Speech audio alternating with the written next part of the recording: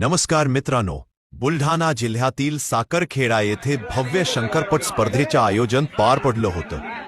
या पटात एक जबरदस्त गावरान बैल सहभागी झाला होता, ज्याचं नाव होतं राम। राम सोबत होता पैलवान ग्रुप मेकर आणि पैलवान गणेश बराड यांच्या रोकी। या जोडीने मैदानावर अशी धाव घेतली की प्रेक्षक थक्क झाले। आपल्या वेगवान दौडीच्या जोरावर या जोडीने तिसरा क्रमांक पटकावला। बोलठीक गाडीचा ड्रायव्हर होता शंकर पांडे, ज्याने आपल्या उत्कृष्ट नियंत्रणाने सगळ्यांची मनं जिंकली।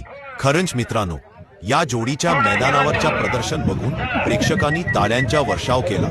व्हिडिओ आवडला असेल तर लाईक, शेअर आणि कमेंट करायला विसरू नका।